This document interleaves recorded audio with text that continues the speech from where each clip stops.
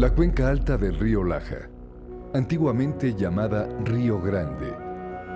Aquí abundaban ciénagas, manantiales, ríos, lagunas, bosques. En la cosmogonía, en el mito, en el ritual, en la iconografía, las aguas cumplen la misma función. Preceden a toda forma y sostienen a toda creación. La cultura del río Laja estaba fundada en el agua, compartida y heredada por las naciones indígenas que habitaron esta cuenca.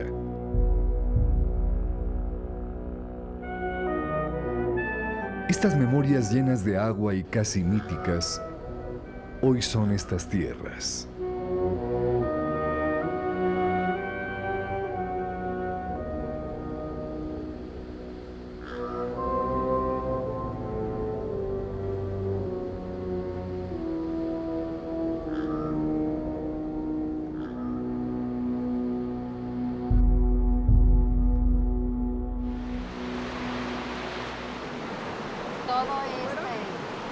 Todo este fue el deterioro que hicieron y hasta ahorita con el agua se está viendo para esperar que se recupere. Pues anteriormente había mucha vegetación en todos los taludes, todo lo que es la zona federal, había mucho sauce, había muchos pirules, había mucha jara, había mucha arena, mucha grava. Anteriormente aquí era una joya preciosísima, como ahorita se alcanza a palpar un poco por las corrientes de agua que lleva. Pero cuando no lleva agua en este último tiempo, en estas últimas décadas, por ese saqueo de los materiales, en lugar de río parece un desierto. Nosotros antes sembrábamos en la orilla del río, ya no podemos porque está a 3 metros de agua el nivel de agua y a veces ni hay. Ahorita, gracias a Dios que ha llovido mucho y ojalá que así como está ahorita el río que ustedes ven, ojalá que así se preservara siempre y vería que nuestra vida sería mucho más productiva.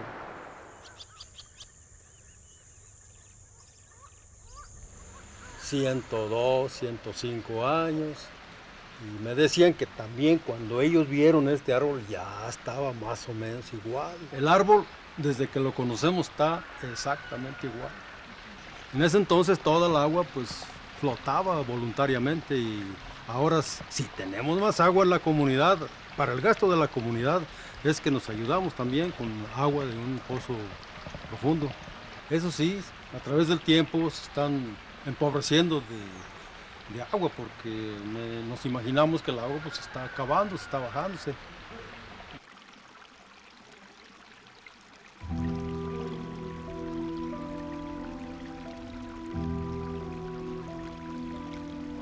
Poco antes de su muerte tuvimos la oportunidad de platicar con don Antelmo Ramírez, el gran maestro de Victoria, y él nos refrenda lo que hemos venido escuchando, que esta era una región en donde el agua abundaba.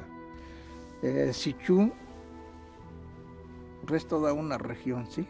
Diríamos que casi abarca todo lo que es Sierra Gorda, dado que es un punto de pasada para hacia el Bajío, el lugar de acceso más transitado, dado que antes estaba circulado por lagunas grandes, como todo lo que es desde el Doctor Mora hasta San José, era una sola laguna hasta el refugio, y de allí seguía otra laguna que era todo lo que es Pozo Blanco hasta Jofre, todo eso era una sola laguna.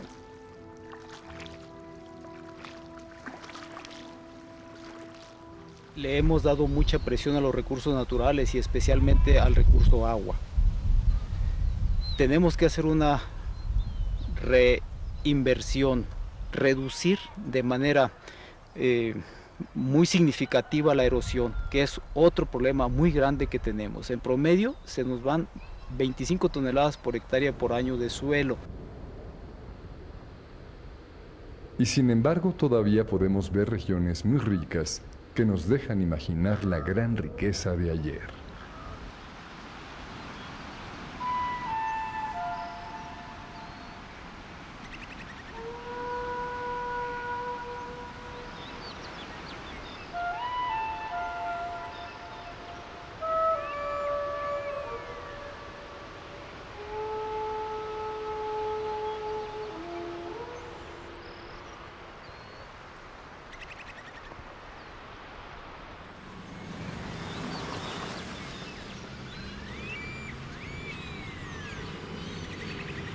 El escudo de San Luis de la Paz confirma lo que nos ha dicho la gente, que esta era una región de grandes lagunas.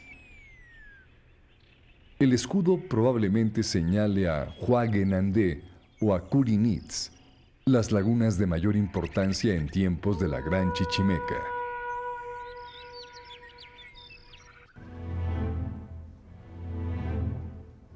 Hay dos épocas importantes que marcan el deterioro de los recursos de la región.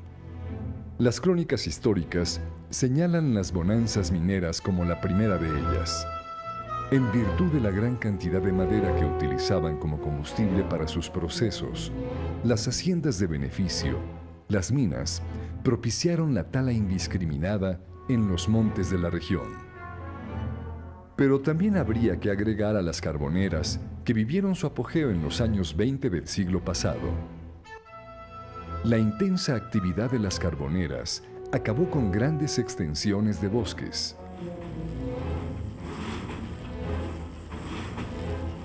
La segunda época es la que hoy nos toca vivir.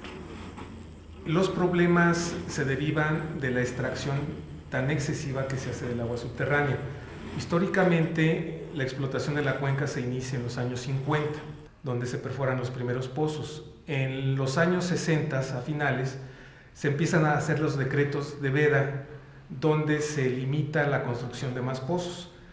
A pesar de este decreto de veda, con aproximadamente 500 pozos, se continúa con la perforación de más pozos, hasta que en los 70 se declara veda rígida, con una presencia de alrededor de 800 pozos.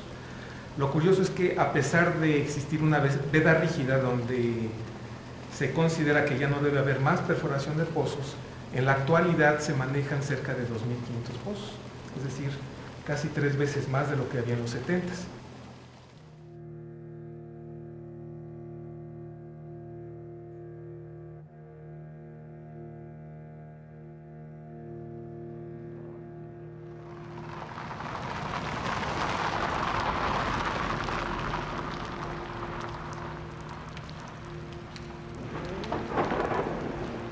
El agua subterránea es parte del ciclo hidrológico. La lluvia que cae de las nubes se distribuye en 3 partes. Una parte se infiltra al subsuelo, otra corre en arroyos y ríos, y la tercera nuevamente se evapora. Pero, ¿qué pasa con el agua que se infiltra?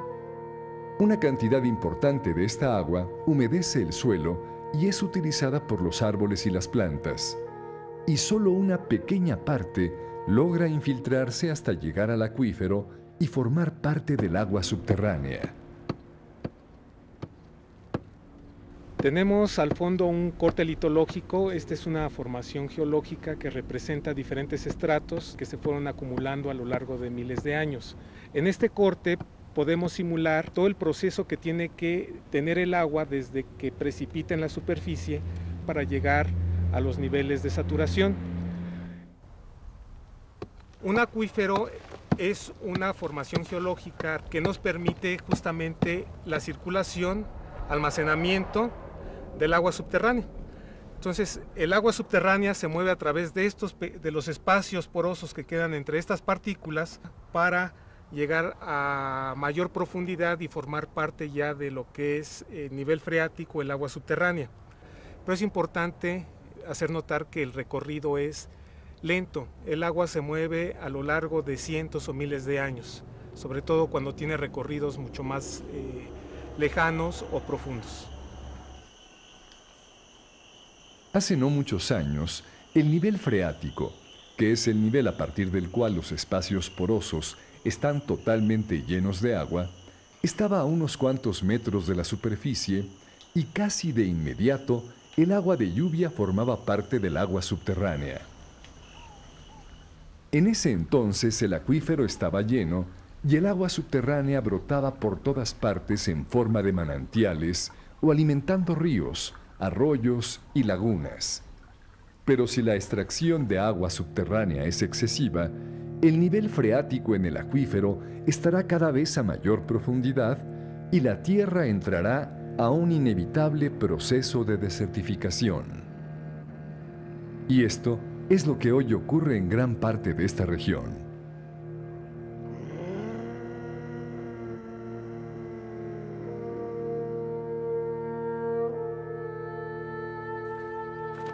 Debido a la importancia que la situación de los recursos tienen para la planeación, los Consejos para el Desarrollo Regional del Norte y el Noreste de Guanajuato invitaron al Centro de Geociencias de la UNAM para que realizara una serie de estudios acerca del agua subterránea en la región.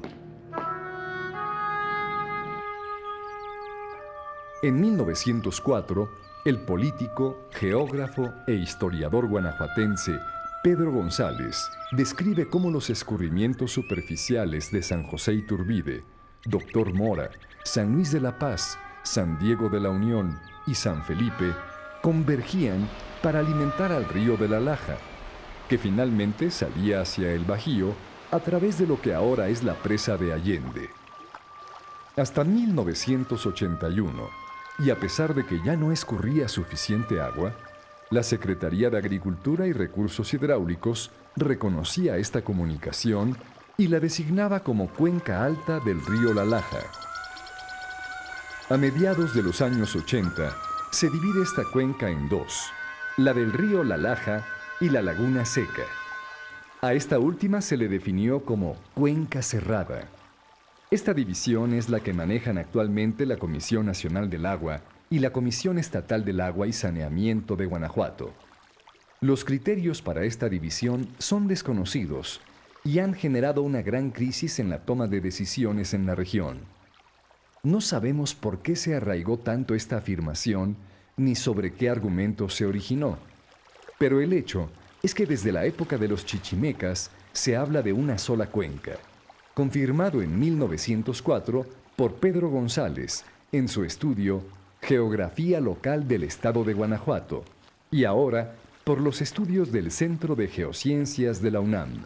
Esta cuenca como tal tiene que ser considerada como una cuenca unitaria para la toma de decisiones, tanto para cuestiones ambientales, para la planeación del desarrollo regional, para la evaluación del agua subterránea que se concentra en el subsuelo y todas las evaluaciones ambientales que se realicen en esta región.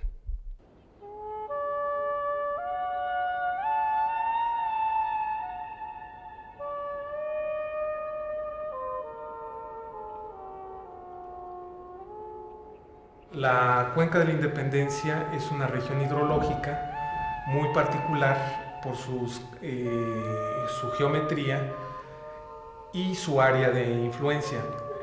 Esta cuenca sería parte del Lerma Chapala en los límites de lo que es el parteaguas regional de Lerma Chapala con Pánuco.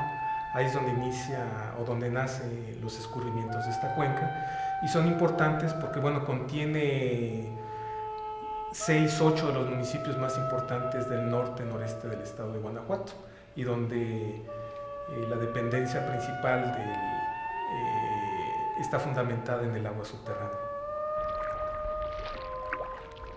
Los estudios del agua subterránea realizados por el Centro de Geociencias de la UNAM confirman que la cuenca alta del río La Laja incluye la región de San José Iturbide, Doctor Mora, San Luis de la Paz y San Diego de la Unión, San Felipe, Dolores Hidalgo, San Miguel de Allende y parte de Ocampo, Guanajuato y León. Hoy sabemos con certeza que no son ni nunca han sido partes de una cuenca cerrada. Por el contrario, forman parte de la unidad hidrológica conocida como Cuenca de la Independencia, por su ubicación histórico-geográfica.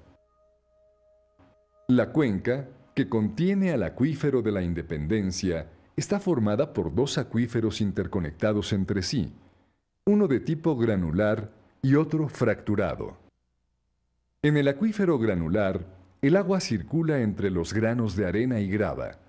Su espesor varía desde unos cuantos metros hasta 400 metros en su parte central.